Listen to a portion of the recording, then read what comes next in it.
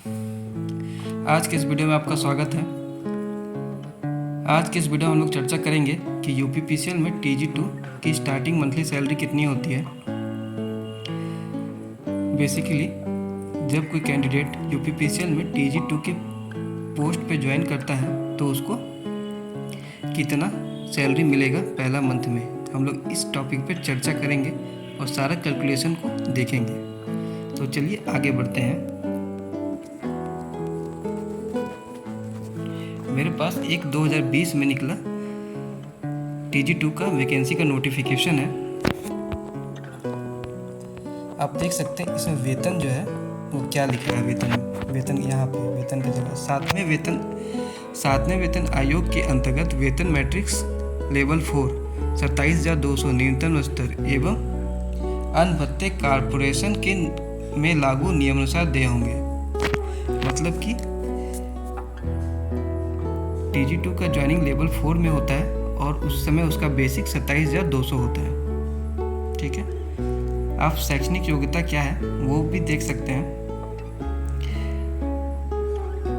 इस पोस्ट पे अप्लाई करने के लिए आपके पास कम से कम ITI की डिग्री होनी चाहिए इलेक्ट्रीशियन ट्रेड में, है ना। और ये जो ट्रेड है, ये जो आपकी जो कोर्स है वो डिस्टेंस मोड में नहीं होना चाहिए, वो रेगुलर मोड में होना चाहिए। और जो आपका जो कॉलेज है वो NCVT से और SCVT से मान्यता प्राप्त होनी चाहिए। और इस पोस्ट में अप्लाई करने के लिए जो एज है वो न्यूनतम 18 वर्ष से अधिकतम 40 वर्ष तक के कैंडिडेट अप्लाई कर सकते हैं। तो हमें ये पता चल गया कि अकॉर्डिंग टू 7 पे commission rule TG2 will join under level 4।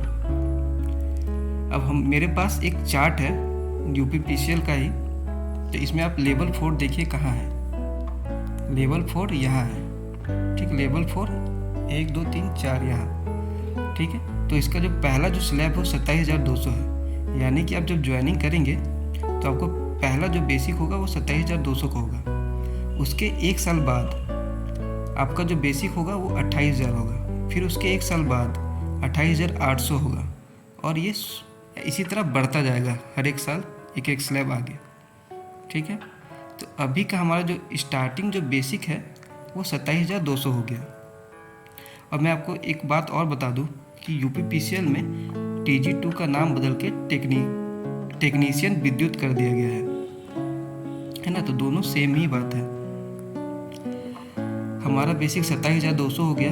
अभी मैं वीडियो बना रहा हूँ मार्च 2022 में, यहाँ गलती से फरवरी लिखा गया लेकिन मार्च 2022 में वीडियो बना रहा हूँ। उस समय जो DA चल रहा है वो 31% चल रहा है। तो 27,200 का 31% जो होता है वो 8,432 रुपया होता है, ठीक है। यदि आपको जो विभाग है वो क्वार्टर नहीं देता है तब आपको HRA देगा, अगर क्वार्टर देता है तो HRA नहीं देगा। तो यहाँ हम कंसिडर कर रहे हैं कि आपको क्वार्टर नहीं मिला है, तो जो HRA है वो 3,000 रुपया है। HRA देने का भी क्राइटेरिया है।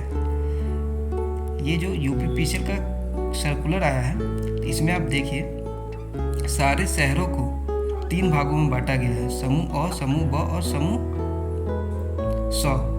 बेसिकली ये शहरी, अर्ध शहरी और ग्रामीण क्षेत्र है। तो हमारी जो ज्वाइनिंग है वो लेवल 4 में होगी। तो लेवल 4 में हम लोग देखते हैं यहाँ पे लेवल 4 में अगर आपकी ज्वाइनिंग शहरी क्षेत्र में होती है तो आपको HRA मिलेगा 3,000, अर्ध शहरी क्षेत्र में होगी तो 1,500 और ग्रामीण क्षेत्र में होगी तो 1,000। तो यहाँ आप शहरों का लिस्ट देख सकते हैं कि कौन ग्रामीण है, कौन शहरी है और कौन अर्ध शहरी है। पॉज करके आप देख लीजिए। HRA के बारे में आप समझ गए कि हम लोगों ने यहाँ शहरी क्षेत्र का HRA कंसिडर किया है 3,000। मेडिकल अलाउंस ये पूरे यूपी में एक ही जैसा मिलता है हमारे पद पे, जो कि 200 रुपया है। टेक्निकल अलाउंस 150 रुपया मिलता है पूरे यूपी में एक समान, और वॉशिंग अलाउंस मिलता है 40 रुपया। ये काफ़ी पुराने समय से चला आ रहा है 40 रुपया। वैसे 40 रुपया से कुछ होता नहीं है। तो हमारा ग्रॉस अमाउंट बनता है 39,022 रुपया। तो ये इन हैंड सैलरी हमारा नहीं है, इसमें कुछ डिडक्शन भी होगा। डिडक्शन क्या क्या होगा आइए देखते हैं। डिडक्शन होगा सीपीएफ। सीपीएफ मतलब कि कंट्रीब्यूटरी प्रोविडेंट फंड, ये बुढ़ापे का सहारा होता है। तो ये आपकी सैलरी से कितना कटेगा, ये कटेगा बेसिक प्लस डीए का 10%। जो 27,200 रुपया बेसिक है, जो और हमारा जो डीए है 31% बेसिक का 8,432 रुपया, ये दोनों को जोड़ के और उसका हम लोग 10% निकालेंगे तो जो आएगा वो आपका ग्रॉस से डिडक्ट हो जाएगा, सीपीएफ अकाउंट में चला जाएगा आपके भविष्य के लिए। तो यहाँ आ रहा है 3,563 रुपया। ठीक है, एक चार्ज और कटता है, electricity charge and electricity duty charge. ठीक है, ईसी एंड ईडी चार्ज 425 रुपया। ये चार्ज में आप एक कनेक्शन ले सकते हैं पूरे यूपी में कहीं पर भी, जिसका बिजली बिल आपको नहीं देना होगा। यही इलेक्ट्रिसिटी और इलेक्ट्रिसिटी ड्यूटी चार्ज ही उसका बिल होगा। लेकिन इसका लिमिटेशन है, आप अंधाधुंध बिजली खर्च नहीं कर सकते हैं, है ना। क्योंकि